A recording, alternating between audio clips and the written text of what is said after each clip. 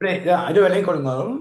பார்த்து கொடுங்க. அப்போ பெறுமதி சேர் வரி வீதத்தில் ஏற்படுகிற அதிகரிப்பு நுகர்வுப் பொருட்களின் விலைகளை உயர்வடைய செய்து பொருட்கள் சேவைகளுக்கான கேள்வியை குறைவடைய செய்யும். அதனூடாக மொத்த கேள்வி குறைஞ்சி கேள்வி தூண்டல் பணவீக்கம் கட்டுப்படுத்தப்படும் குறை. அடுத்த பக்கம் பாருங்க, பெறுமதி சேர் வரி உயர்வடையும் போது அது மூலப்பொருட்கள விலைகளை உயர்த்தும். பொருட்கள விலை கூடுதுன்னா எல்லாம் நம்ம சேர்ந்து கூடும். ஸோ மூலப்பொருட்கள விலைகளும் கூடி, உதாரணத்துக்கு இப்போ கேஸ் விலை கூடுது, மாவுட விலை கூடுது, எரிபொருட்கள விலை கூடுது. இனி அந்த மூலப்பொருட்களின் விலை கூட, அதில் உள்ளீடுகள விலையாச்சு. உள்ளீடுகள விலை கூட, உற்பத்தி செலவும் கூடுது. உற்பத்தி செலவு கூட உற்பத்தி நிரம்பல் குறைஞ்சி அதனூடாக பொருட்கள் சேவைகள விலை அதிகரிச்சு அதை நான் சொல்லுவோம் செலவு தூண்டல் பணவீக்கம் ஏற்படும் என்று சொல்லி. ஓகே தானே? ரைட், சொல்லுங்க. ஓகே,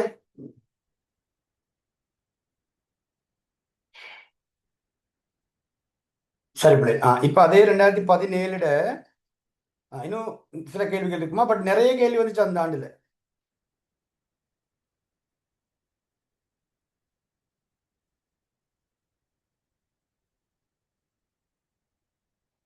பிள்ளை நினைக்கிறேன். எத்தனாவது பாருங்க? 31 பிள்ளை. இப்ப நாங்க பார்த்து முடிச்சோம் 31. பாக்குறதுக்கு 30 பார்த்து முடிச்சோம் பிள்ளை. ஓகே தானே? சரி, வாங்க அடுத்து 31. பின்வரும் சொத்துக்களில் பின்வரும் சொத்துக்களில் அதிக திரவத்தன்மை கொண்ட சொத்து எது? இதெல்லாம் நான் அடிக்கடி பார்க்குற வினாப்பிள்ளை. ஏன்னா இது நோம்பலாம் நாங்கள் பார்த்துட்டு போயிடுமா? கேள்வி வைப்புக்கள் என்ன பிள்ளை? கேள்வி வைப்புக்கள். 100% திரவத்தன்மை கொண்ட சொத்து தானே சட்டப்பணம், காசு பிள்ளை, தாள் நாணயம், குச்சி நாணயம். ஓகே, அதுக்கு அடுத்தபடியாக திரவத்தன்மை கொண்டதுன்னா அதிக திரவத்தன்மை கொண்டது பிள்ளை அவ கேள்வி வைப்பு. சரி, வாங்க அடுத்து பணாக்கு கேள்வி பிள்ளை. 32வது வினா. 32வது வினா. ஒரு வணிக வங்கியில் உள்ள ஒரு வணிக வங்கி விலை கொடுங்க. ஒரு வணிக வங்கியில் உள்ள உமது வைப்பு கணக்கில் சுப 10,000 நீர் வைப்பில் இடுவதாக கருதுங்க பிள்ளைல. இப்ப நம்மட அக்கௌண்ட்ல கொண்டு போய் நாம் ஒரு 10,000 டிபாசிட் பண்றோம். வங்கியானது அனைத்து வைப்புகளிலும் 20% ஒதுக்கமாக பேண விரும்பினால், சட்ட நியதியான ஒதுக்கி 20%. உமது வைப்பின் நேரடி விளைவாக இந்த வங்கி இவ்வங்கி எவ்வளவு புதிய வைப்புகளை உருவாக்க முடியும்? இந்த வங்கி எவ்வளவு புதிய வைப்பை உருவாக்கலாம்? அப்ப இது வடிவான விஷயம் நினைக்கணும்.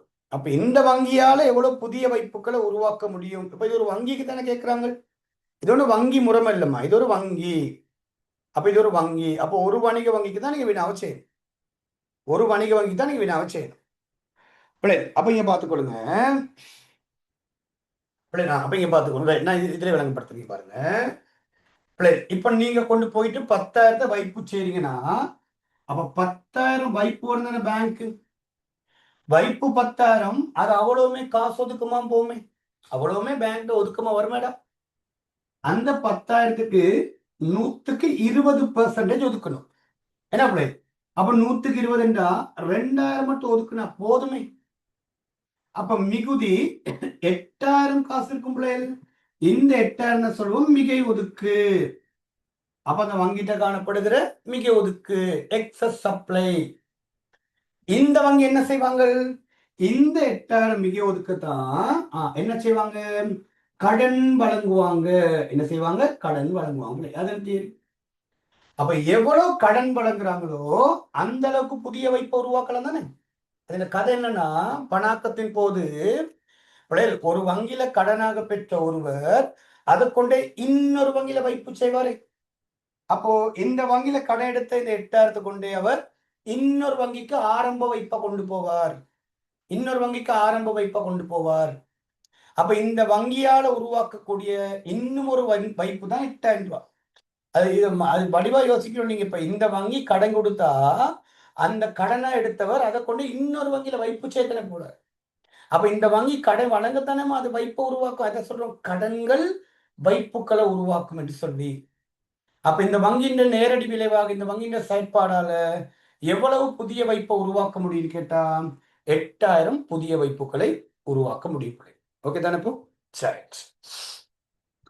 இதே வங்கி அமைப்பு கேட்டிருந்தா பிள்ளை, அப்ப இவ்வங்கினா 8000, இதே வங்கி அமைப்புக்கு கேட்டிருந்தா அப்ப இத நாங்க பெருக்கி உடனே என்னத்தால சொல்லுங்க, பண ஆக்க பெருக்கியால. இதை பெருக்கணும் பண ஆக்க பெருக்கியால. என்ன பிள்ளை, அப்ப 100 வீதம் எப்படி போடுவோம், இந்த 20 வீதம் 100 ன் கீழ் 20 அல்ல, அப்ப 100 ன் கீழ் 20 போட எவ்வளவு வரும், பண ஆக்க பெருக்கி 5. அப்ப பெருக்கி எடுத்தோம்டா 8000 5 40,000 வரும். இது வங்கி முறைமையால் என்று கேட்டிருந்தா தான், வங்கி முறைமையினால் என்று கேட்டாதான் இது ஆன்சர். இப்ப என்ன கேட்டிருக்கு அவ்வங்கியினால் சொன்னா, அப்ப அந்த வங்கியால வழங்கக்கூடிய கடன் அளவு தான் இன்னொரு வங்கிக்கு ஆரம்ப வைப்பாக செல்லும். சரியா பிள்ளைகள்? ஓகே, அப்போ அதன்படி பொருத்தமான ஆன்சர் பிள்ளைகள், பொருத்தமான ஆன்சர் எடுத்துக்கொள்ளுங்க. முதலாவது ஆன்சர் என்னடா, ரைட், 8000 பிள்ளைகள், 8000. நீங்க மேபி மூணாவது ஆன்சரை நீங்க எடுக்கலாம், இந்த மூணாவது ஆன்சரை நீங்க எடுக்கலாம், நோட்டில் போட்டுக்கொள்ளுங்க. அது வங்கி அமைப்பு கண்டா, வங்கி அமைப்பு வங்கி முறைமை கண்டாதான் மூன்றாவது ஆன்சர் வரும்.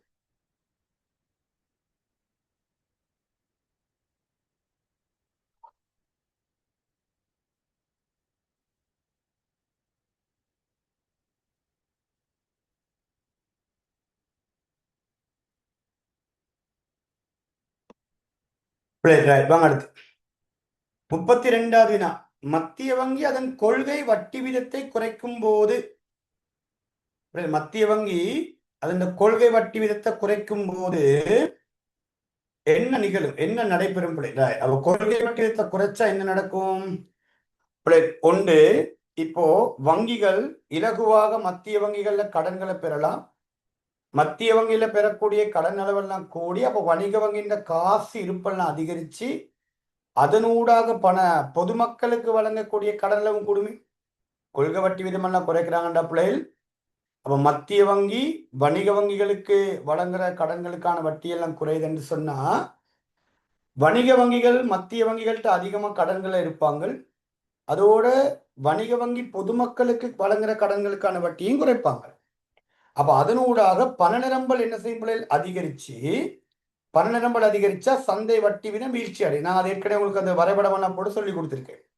அப்ப பண நிரம்பலுக்கும் வட்டி வீதத்துக்கும் என்ன தொடர்பு, எதிர்க்கணிய தொடர்பு தரப்புல. பண நிரம்பல் அதிகரிக்கும் போது சந்தை வட்டி வீதம் வீழ்ச்சி அடையும். அப்ப பொருத்தமான ஆன்சர் பண நிரம்பல் அதிகரிக்கும், அதோட பிள்ளை சந்தை வட்டி வீதம் வீழ்ச்சி அடையும்.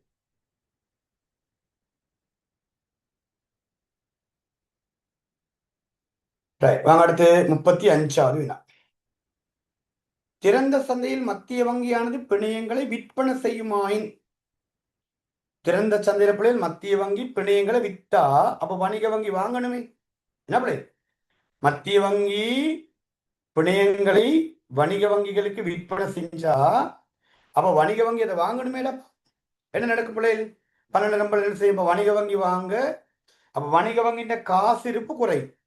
அப்ப வணிக வங்கின்ற காசு இருப்பு குறைஞ்சா பண நிரம்பல் குறையும். கேடுங்க ஆன்சர் ரெண்டாவது பிள்ளைகள், நாலாவதும் 5வது வரும். ஸோ பண நிரம்பல் வீழ்ச்சி அடையும். பண நிரம்பல் வீழ்ச்சி அடைஞ்சா என்ன நடக்கும், வட்டி வீதம் அதிகரிக்கும். இதில் நாங்கள் படிச்சிருக்கோம் தானே பிள்ளை. பண நிரம்பலுக்கும் எப்பவுமே வட்டி வீதத்துக்கும் இடையில ஒரு எதிர்க்கணிய தொடர்பு இருக்கும், விளங்கிக் கொள்ளுங்க. பண நிரம்பலுக்கும் வட்டி வீதத்துக்கும் எதிர்க்கணிய தொடர்பு இல்லை. ஸோ பண நிரம்பல் வீழ்ச்சி அடைய வட்டி வீதமும் வீழ்ச்சி அடையும், சரி வட்டி வீதம் அதிகரிக்கணும் பிள்ளை. அப்போ பண நிரம்பல் வீழ்ச்சி அடைஞ்சா வட்டி வீதம் அதிகரிக்கும். அப்போ பொருத்தமான ஆன்சர் 2வது. ஸோ உங்களுக்கு மறந்துருச்சேன்னா நான் அவருக்கு அதை இன்னொருக்கா விளங்கப்படுத்துறேன், கொஞ்சம் கவனிச்சு கொள்ளுங்க. அப்போ இப்படிதான் அந்த சார்ட் வரும், பண நிரம்பலுக்கும் வட்டி வீதத்துக்கும் உள்ள தொடர்பு. இப்போ நாங்க படிச்சிருக்கோம் வட்டி வீதம் தீர்மானிக்கிற விதம், பணச்சந்தையில எவ்வாறு வட்டி வீதம் தீர்மானிக்கப்படும். இது வட்டி வீதம், இது பணத்தின் அளவு, பணத்தின் அளவு என்ன, குவான்டிட்டி ஆஃப் மணி. இது பணத்துக்கான கேள்விக்கோடு, பண கேள்விக்கோடு எம்டி, டிமாண்ட் ஃபார் மணி. இப்படிதான் நம்ம பண நிரம்பல் கோடு இருக்கும். ஸோ இது மணி சப்ளை, பண நிரம்பல். அப்ப 2 கோடும் சந்திக்கும் போது தான் அங்க சமநிலை புள்ளி ஏற்பட சமநிலை வட்டி வீதம் தீர்மானிக்கப்படும். இதான் சொல்லுவோம் சமநிலை வட்டி வீதம், சமநிலை வட்டி வீதம் ஆர் தீர்மானிக்கப்படும். இப்ப நீங்க தொடர்பு விலை கொடுங்க. இப்ப இந்த பண நிரம்பல்ல வார மாற்றம் இந்த வட்டி விதத்துல செல்வாக்கு செலுத்தும். அதே மாதிரிதான் பண கேள்வியில வார மாற்றமும் வட்டி விதத்துல செல்வாக்கு செலுத்தும். இங்க தொடர்பு வட்டி விதத்துக்கும் பண நிரம்பலுக்கும் இல்ல, வட்டி விதத்துக்கும் பணக்கேள்விக்கும் இல்ல. நீங்க இந்த கோடுகளை செஞ்சா மாறி யோசிக்கணும், மாத்தி வச்சுக்கொள்ளுங்க. இப்ப பண நிரம்பல் குறைஞ்சா அப்ப இப்படித்தானே வரும், குறைஞ்சா கோடு இடப்புற நகரும், அப்ப இப்படி வரும், இப்படிதான் இப்படி வரும். அப்ப இதுதான் பண நிரம்பல் குறையுது, இந்த பாருங்க குறையுது. அப்ப எம்எஸ் சொன்னா அப்படி குறைஞ்சா அப்ப இங்க நல்லா சந்திக்குதுன்னா சந்திக்குது பிள்ளை. அப்ப என்ன நடக்குதுன்னு சொல்லுங்க, வட்டி வீதம் இன்க்ரீஸ் ஆகுது. ஆர் ஆர் ஒன்னா இன்க்ரீஸ் ஆகுது, இதுதான் தொடரும். ஸோ வடிவ விலை கொடுங்க. இதே பண நிரம்பல் அதிகரிச்சா கோடு வலப்புறம் தான் நகரும் பிள்ளை. அப்ப இங்கே சந்திக்க அப்ப வட்டி வீதம் குறைவடையும் இல்லப்பா, சரியா பிள்ளைப்போ? ரைட். ஸோ இந்த தொடர்புகளை சரியா விளங்கி எடுத்துக்கொள்ளுங்க. சரி,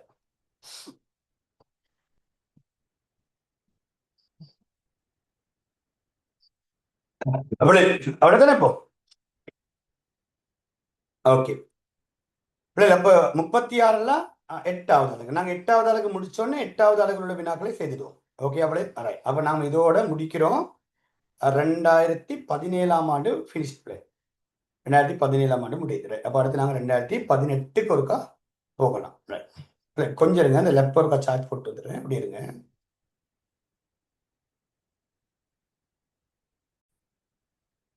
Recording in progress.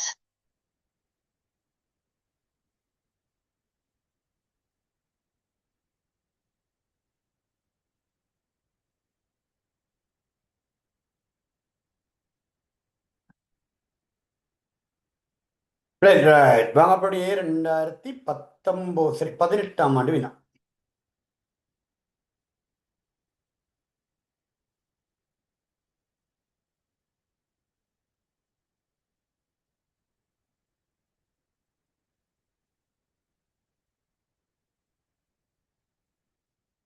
பிள்ளை அங்கே ஸ்டார்ட் ஆகுது 28வது வினால தான் ஸ்டார்ட் ஆகுது, என்ன பிள்ளை? ஓகே. ஸோ 28வது வினால தான்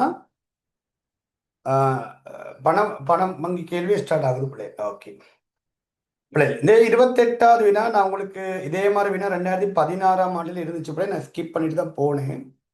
சரி, நான் அது உங்களுக்கு தேசிய கணக்கீடு நம்ம ரிவிஷன் படி கேட்க அந்த டியூட்ல பிள்ளை நான் அந்த பணவீக்க இடைவெளி பணச்சுருக்க இடைவெளி காண்றதெல்லாம் போட்டிருப்பேன். சரி, பட் பரவாயில்ல, நம்ம இங்கே ஒரு அந்த விஷயத்தை நான் உங்களுக்கு விளங்கப்படுத்திட்டு வாரேன், கவனிச்சுக்கொடுங்க. சரி, வடிவா கவனிச்சுக்கொள்ளுங்க அந்த வினாவை. இவ்வாறு பிள்ளைகள் பின்வரும் வரைபடம்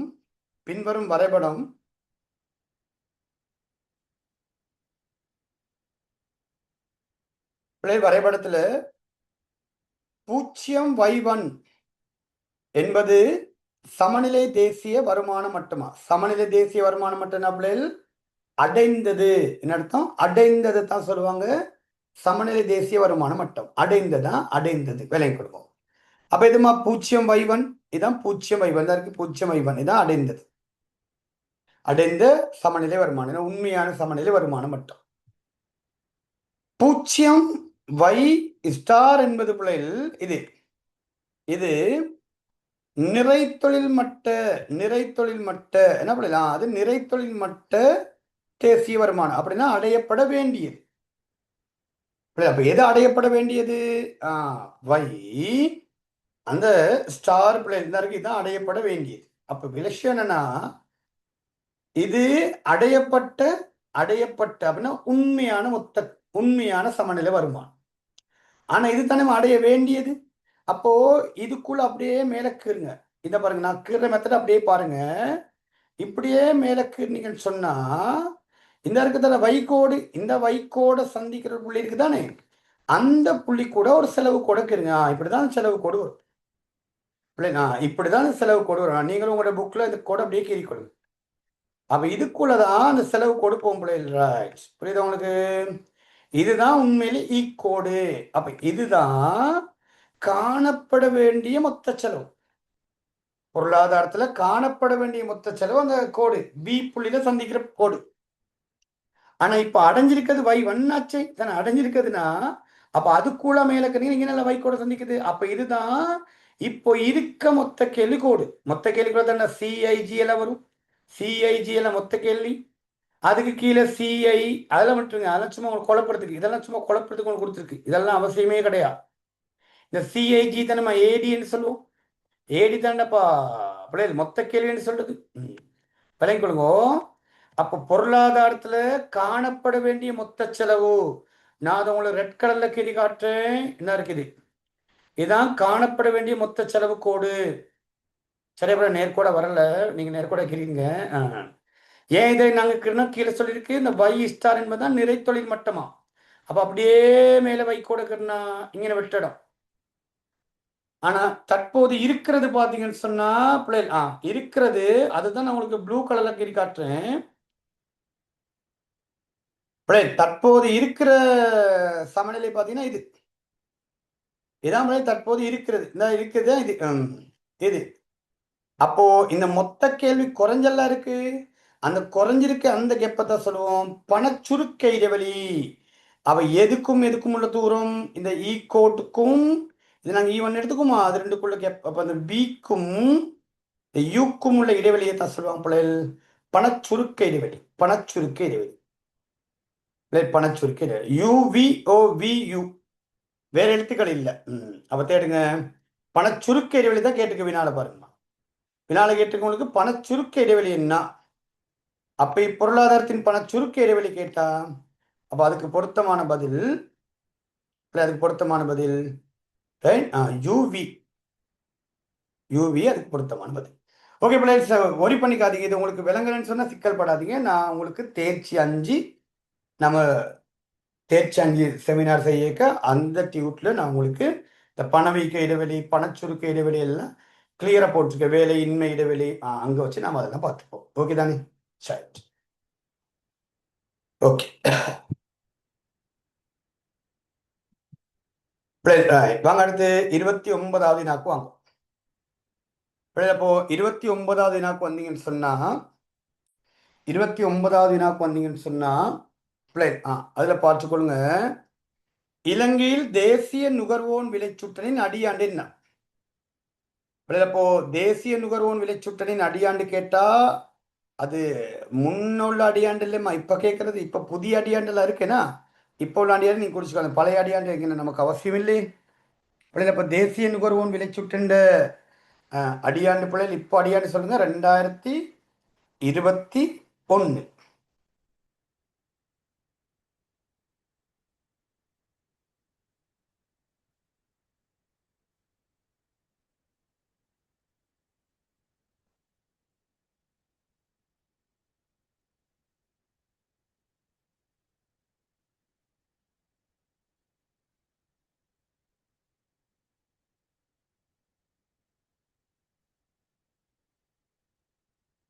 சரிதானே? பழைய ஆண்டியாண்டு தான் 2013க்குங்களா? சரி, ஓகே. இப்ப நீங்க புதுசு குறிச்சுக்கொள்ளுங்க 2021. புதிய ஆண்டியாண்டு பிள்ளை 2021. 2021. ஓகே, அடுத்து வாங்க. பின்வருவனவற்றில் எது செலவு தூண்டல் பணவீக்கத்தை ஏற்படுத்தும்? இந்த வினால நம்ம தெளிவா பார்த்திருக்கோம். கேள்வி தூண்டல் பணவீக்கத்துக்கான காரணம், செலவு தூண்டல் பணவீக்கத்துக்கான காரணம் என்று சொல்லி. அப்ப இங்க உங்களை வினா கேட்டிருக்கு, செலவு தூண்டல் பணவீக்கத்தை இது ஏற்படுத்தும். அவ செலவு தூண்டல் பணவீக்கத்தை எதுமா ஏற்படுத்தும் சொல்லுங்க பாப்போம். அவ செலவு தூண்டல் பணவீக்கத்தை ஏற்படுத்தும். தேடுங்க விடைகளை. முதலாவது பாருங்க, ஊழியத்தின் விலையில் ஏற்படும் அதிகரிப்பு தான் ஆன்சர். ஊழியத்தின் விலைன்னா உள்ளீடுகள விலை கூடுமே. இப்போ ஊழியத்தின் விலையெல்லாம் கூடுதுன்னா சம்பளம் கூலி கூடும். சம்பளம் கூலி கூடினா உற்பத்தி செலவு கூடும். உற்பத்தி செலவு கூடுனா உற்பத்தி நிரம்பல் குறைஞ்சி செலவு தூண்டல் பணவீக்கம் வரும். மின்சாரத்தின் விலையில வீழ்ச்சி என்னமா, இனி அது உள்ளீடுகள விலை குறையுது, அப்ப அது வராது. அடுத்தடுங்க, வீட்டுத்துறையினர் நுகர்வு அதிகரிப்புன்னா அது கேள்வி தூண்டல் பணவீக்கத்துக்கான காரணம். அரசாங்க கொள்வனவுகளில் ஏற்படும் வீழ்ச்சி என்றால் அது கேள்வி தூண்டல் பணவீக்கத்தை கட்டுப்படுத்தும். பண நிரம்பலில் ஒரு அதிகரிப்பு என்றால் அது கேள்வி தூண்டல் பணவீக்கத்தை ஏற்படுத்தும். Okay, right. வாங்க அடுத்து வினா இலக்கம் 31. 31 ஒரு நல்ல வினா பிள்ளைகள். 31 நல்ல ஒரு வினா. ஒரு ஸ்டார் மார்க் பண்ணிக்கொள்ளுங்க 31வது வினாவுக்கு.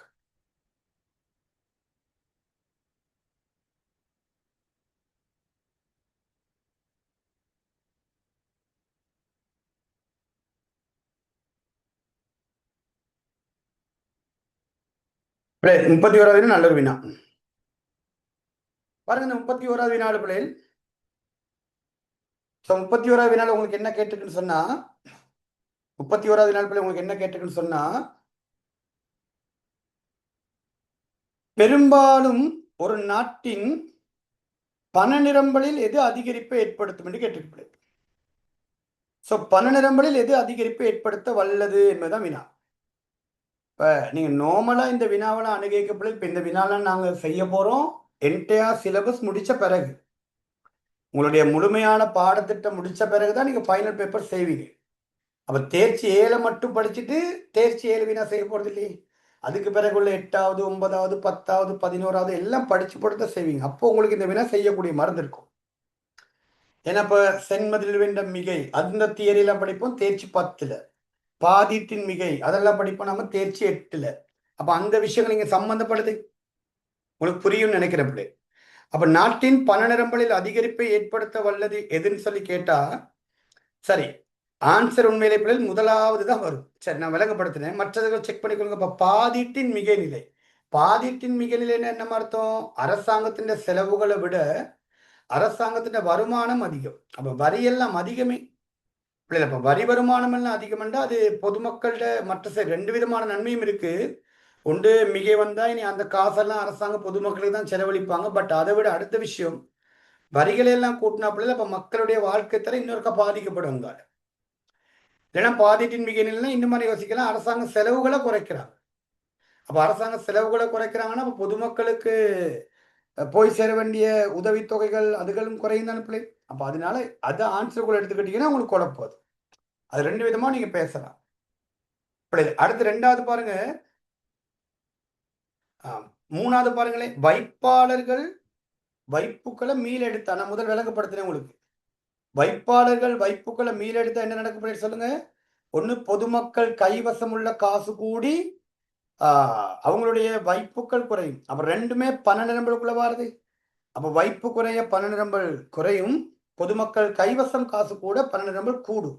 அப்ப பண நிரம்பல் என்ன வராதுப்பா? தாக்கம் வராது. புரியும் என்று நான் உங்களுக்கு நினைக்கிறேன் பிள்ளை. சரி, அடுத்து வணிக வங்கிகள் தாம் வழங்கிய கடன்களை மீளெடுத்துக்கிட்டா. வணிக வங்கிகள் தாம் வழங்கிய கடன்களை மீளெடுத்துக்கிட்டா அப்ப என்ன நடக்கும் சொல்லுங்க. பொதுமக்கள கைவசம் உள்ள காசு குறையுமே. பொதுமக்கள் கைவசம் உள்ள காசு குறைஞ்சா அப்ப அதனூடாக பண நிரம்பல் குறையும் பிள்ளை. ஓகே, அடுத்து வங்கிகள கடன்கள் அளவு குறையும்.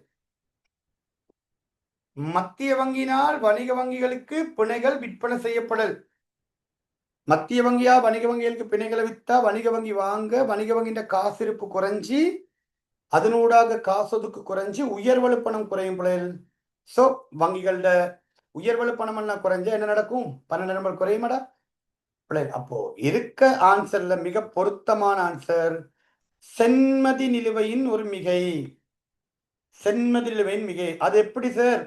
சென்மதி நிலுவையின் மிகை பண நிரம்பல அதிகரிக்கும். சரி, நான் ஏற்கனவே விளங்கப்படுத்தினதான் மீண்டும் ஒரு கதை விளங்கப்படுத்துறதை கவனிச்சுக்கொள்ளுங்க. இப்ப சென்மதி நிலுவையில வார மிகை எவ்வாறு நாட்டின் பண நிரம்பலை அதிகரிக்க செய்யும் பிள்ளை. சென்மதி நிலுவையில வார மிகை எவ்வாறு பண நிரம்பலை அதிகரிக்க செய்யும் கேட்டீங்கன்னா இங்க வர முடியும். சென்மதி நிலுவையின் மிகைன்னா என்ன அர்த்தம்னா, இலங்கை வெளிநாடுகளோட மற்ற நாடுகளோட செய்யற கொடுக்கல் வாங்கலின் போது இலங்கைக்கு வெளிநாடுகள்ல இருந்து கிடைக்கிறது. இலங்கைக்கு வெளிநாடுகள்ல இருந்து கிடைக்கின்ற அந்நிய செலாவணி அதிகம். இலங்கை வெளிநாடுகளுக்கு கொடுக்கிற அந்நிய செலாவணியை விட இலங்கைக்கு வெளிநாடுகள்ல இருந்து கிடைக்கிற அந்நிய செலாவணி அதிகம். அதான் அதன் அர்த்தம். அப்ப நம்மள்கிட்ட சென்மதி நிலுவை மிகையண்டம்மா. சென்மதி நிலுவை மிகையண்டா அரசாங்கத்திட்டையும் மத்திய வங்கிட்டையும் உள்ள அந்நிய செலாவணி ஒதுக்கு அதிகரிக்குன்னு அர்த்தம். அந்நிய செலாவணி ஒதுக்கெல்லாம் அதிகரிச்சா அப்ப நாட்டின் உத்தியோகபூர்வ வெளிநாட்டு சொத்து அதிகரிக்குன்னு அர்த்தம். வெளிநாட்டு சொத்து அதிகரிக்குதுன்னா எவ்வளவு ஒரு நாட்டுக்கு வெளிநாட்டு சொத்து அதிகரிக்குதோ அதுக்கு ஈக்குவலா ஒரு நாட்டுல பண வெளியீடு செய்யலாம். பண வெளியீடு செஞ்சா அது நாட்டின் பண நிரம்பல் என்ன செய்யும்? அதிகரிக்க செய்யும். இவ்வளவு வடிவா கொடுத்தாச்சு. அவ சென்மதி நிலுவையில வார மிகை எவ்வாறு பண நிரம்பலில் அதிகரிப்பு உண்டு பண்ணுன்றதை வழங்கப்படுத்திருக்க. அப்ப சென்மதி நிலுவையின மிகை என்றா அப்போ நாட்டின் உத்தியோகபூர்வமான அந்நிய செலாவணி ஒதுக்கு அதிகரிக்குதுன்னு அர்த்தம். அந்நிய செலாவணி ஒதுக்கு அதிகரிச்சா அப்ப நாட்டின் வெளிநாட்டு சொத்து அதிகரிக்குதுன்னு அர்த்தம். வெளிநாட்டு சொத்துக்கள் உயர்வடையும் போது பிள்ளைகள் அதுக்கு ஈக்குவலா நாட்டுல புதுசா பணம் வெளியீடு செய்யலாம். புதுசா பணம் வெளியீடு செய்ய அவன் நாட்டின் பன்னெண்டு நம்பர் அதிகரிக்கும் பிள்ளை. ஓகே தானே சார்?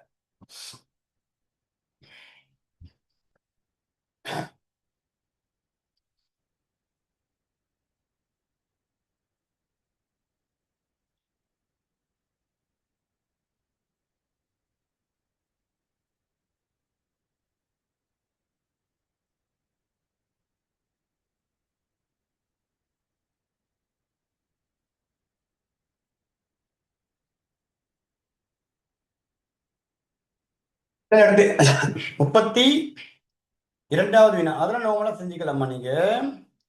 பரிமாற்று நோக்க பணக்கேள்வியுடன் மிக நெருங்கிய விதத்தில் தொடர்பு பட்டுள்ள பணத்தின் தொழிற்பாடு இது பிள்ளை. அது நார்மலா தான். அது வந்து பரிமாற்று ஊடக தொழிற்பாடு தானே. இப்ப அதெல்லாம் நம்ம நேரடி ஆன்சர்ஸ் அப்படியே மார்க் பண்ணி போங்க. பணத்தின் பரிமாற்று ஊடக தொழிற்பாடு. பணத்தின் உத்தேச நோக்க கேள்வி இருக்கு பிள்ளை. அந்த உத்தேச நோக்க கேள்வியோட தான் பெருமான திரட்டு தொழிற்பாடு சம்பந்தப்படும். உத்தேச நோக்க கேள்வியோட தான் பெருமான திரட்டு தொழிற்பாடு சம்பந்தப்படும். சரி, பாருங்க அடுத்து 33வது வினா. பின் வருவனற்றில் எது வணிக வங்கி ஒன்றின் ஐந்தொகையில் பொறுப்பாக காணப்படும்? இது நேரடி ஆன்சர் தானே பிள்ளை, நாங்க படிச்சிருக்கோம். வங்கின்ற ஐந்தொகையில பொறுப்பா வரும் வாடிக்கையாளர் வைப்புக்கள். இதெல்லாம் டிரெக்ட் ஆன்சர் பிள்ளைங்க. பாருங்க, இப்படியாப்பட்ட வினாக்கள்லாம் வந்தா அவ்வளவுதானே பிள்ளை. டைமும் மெனக்கட வேண்டிய அவசியம் இல்லை. நேரடி வினாக்கள் வேறு. சொத்துக்கள்ல பிரதானமானதுமா கடன்கள் முற்பணங்கள். பொறுப்புகள்ல பிரதானமானது வாடிக்கையாளர் வைப்புக்கள். பிள்ளை 34வது வினாக்கு வாங்க. பணக்கொள்கையை நடைமுறைப்படுத்துவதில் இலங்கை மத்திய வங்கி தற்போது பயன்படுத்துகிற கொள்கை கருவிகள் பிள்ளை. இது முன்னோடுமா, இது ஓல்டு பழைய கேள்வி. ஓகே, இது பழைய கேள்வி. அதனால அது விட்டுருங்க. இப்பொழுது நாங்கள் ஏற்கனவே படிச்சோன்னா பிள்ளை, இப்பொழுது சொல்லுங்க. ஓரிரவு கொள்கை வட்டி வீதம்.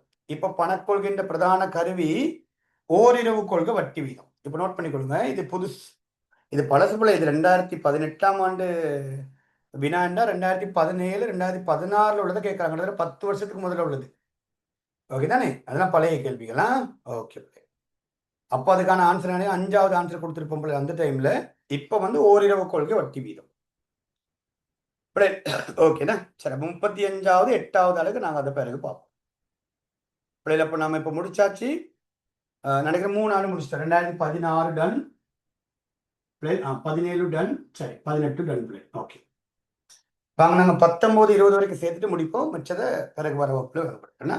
சரி, ஓகே பிள்ளை. மீட்டிங் எண்ட் ஆக போது ஒரு அப்படியே புதுசாக ஜாயின் பண்ணுங்க, ரீஜாயின் பண்ணுங்க.